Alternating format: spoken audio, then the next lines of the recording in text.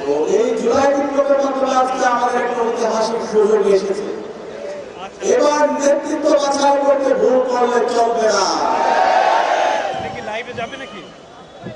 গত 16 বছর যে ফেসিবাদী শাসন ব্যবস্থা ছিল, সেই ফেসিবাদী আমলে বাংলাদেশের শাসন ব্যবস্থা, বাংলাদেশের রাজনৈতিক সংস্কৃতিকে ভেঙে দেওয়া হয়েছে।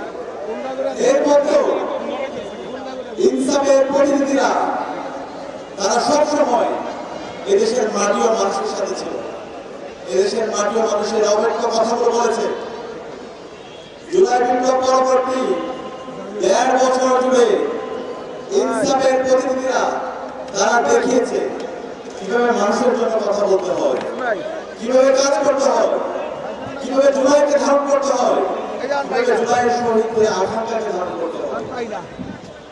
কিন্তু আরেকটা পক্ষ আমরা দেখতে পাচ্ছি তারা এখন বিভিন্ন ধরনের বয়ান নিয়ে আসছে, বিভিন্ন ধরনের কার্ডের কথা বলছে, যে কার্ডগুলো গত 16 বছরে অথবা জুলাই বিপ্লব পরবর্তী তারা তাদের কাজের মাধ্যমে দেখাতে পারেনি। সুতরাং আমরা কি এই কার্ডগুলোকে বিশ্বাস করবো? ওরা আমরা বিশ্বাস করবো আমাদের সেই মানবিক নেতাকে ডাক্তার শফিকুর রহমান, যিনি দীর্ঘ ফেসিবাদ বিরোধী আন্দোলনে সবসময় দেশের মানুষের সাথে ছিল। যখন সিলেটে বন্যা হয়েছে, যখন বাংলাদেশে কোনো দুর্যোগ হয়েছে, ডাক্তার শফিকুর রহমান এদেশের মানুষের জনতার কাছে নেমে এসেছে।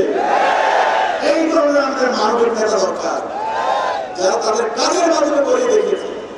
জুলাই বিপ্লব পরবর্তী সকল শহীদ পরিবারের কাছে যাওয়া, শহীদদের আকাঙ্ক্ষাকে ধারণ করা, শহীদদের স্বপ্নকে নতুন বাংলাদেশ বিনির্মাণ করার জন্য তারা আমাদের সাথে নিয়ে পথ